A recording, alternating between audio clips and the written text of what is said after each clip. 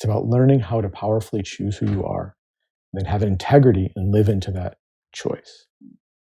And then you create the world based upon that choice that comes from inside, rather than allowing the world to then dictate everything to you, which makes you nothing more than a puppet for the world. And it doesn't give you any independence, or very much limits it.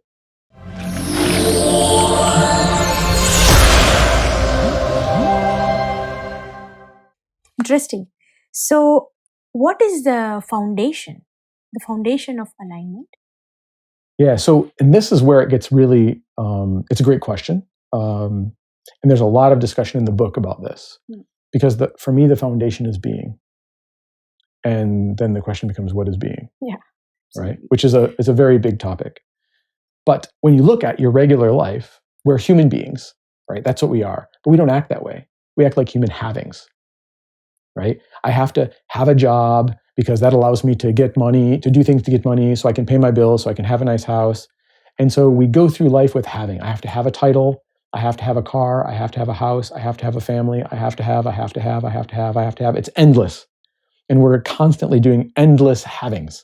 So it's like we've become human havings. And I don't want to attack this materialist idea, because I just don't think it's valuable to go there, just as a contrast to what being is, right? Who I am is a human being. And what is being? Well, being is not my body, right? Because I'm not a human. I have a human body, but I'm not a human body. It's not my brain, right? So I have a brain, but I'm not my brain, right? It's not my house or my external things. So I have those things. It's not even my friends or my family. I have all of that. But then what am I? And where this gets complicated, because I approach this from a science-based perspective in the book.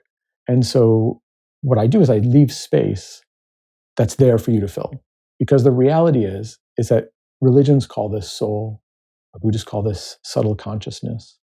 But there's something there. There's something deeper there that we don't know how to express, right? We believe it's there, right? But we don't know.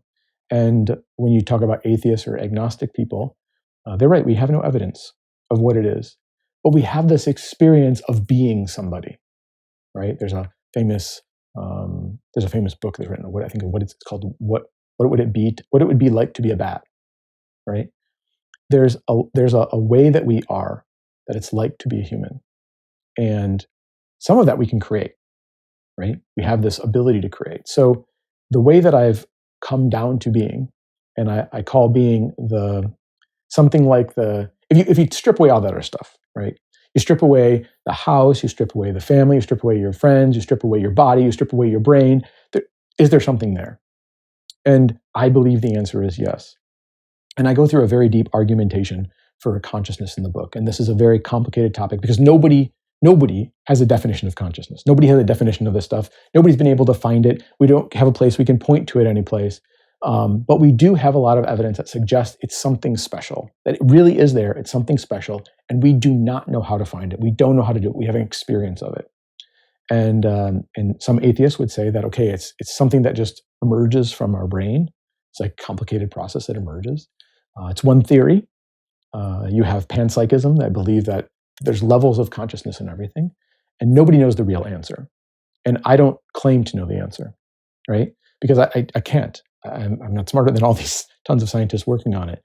But I do read a lot of their work, and I understand that this is a real conflict, and I'm not sure that we'll ever have an answer.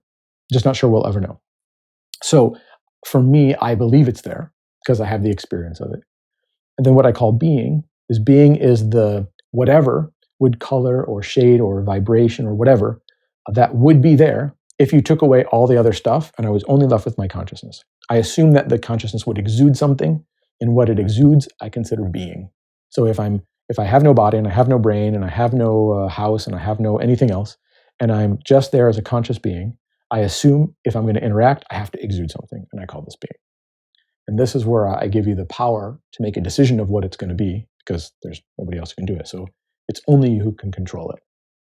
Now, this is where it gets, you get into some of the concepts from the book. So I've come up with a bunch of words that you can take on. And you take them on a little bit like you'd test on some clothes, right? Put on some clothes, you look in the mirror, see how it is, and then you could take them off, or you can put on something else. And I've come up with words like, words that you would know, like love and peace, and I've turned them always into a noun, right? So you can be that thing, right? So it's not a descriptive word, because the descriptive word is how somebody else would define you.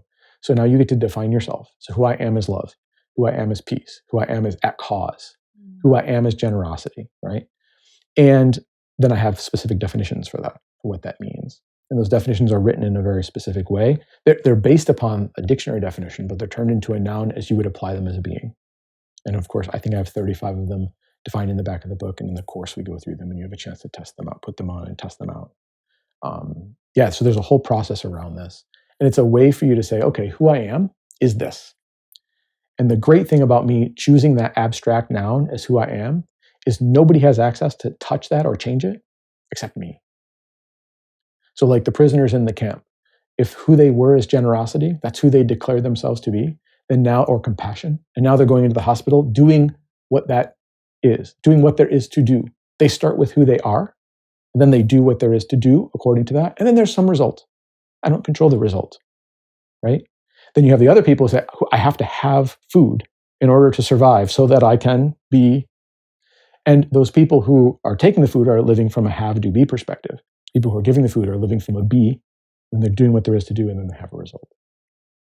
So that's where the foundation of this lies, is this concept of being and the concept of you choosing it. And you can choose it no matter what. You can choose it and you can be it in spite of the situation or circumstances. It doesn't matter what's happening in your life or who you're interacting with or what's going on. You can still choose to be whoever you choose to be. No one can touch it. It's that like small space where you have freedom no matter what, right? Now you can always give it away, right? You can allow somebody else to take it away. You can allow somebody else to do it. But you don't have to, because it's yours and you're alone. Okay, right. So it's about uniting yourself with what you become. It's about learning how to powerfully choose who you are, and then have integrity and live into that choice. And then you create the world based upon that choice that comes from inside, rather than allowing the world to then dictate everything to you, which makes you nothing more than a puppet for the world. And it doesn't give you any independence, or very much limits it. So this is a way for you to say, this is who I am, point. And starting with that, again, because it's something nobody can touch. It's yours. So it's an infinite process, actually. It could be an infinite process in the sense that you always have a chance to get better. You can always have more integrity with it, right? But at least the main goal is never to be perfect, right? Perfection is one of those infinite things as well. But it's a journey. And it's always having this foundation, like a lighthouse, that no matter what, you can come back to. And you can keep yourself in alignment no matter what.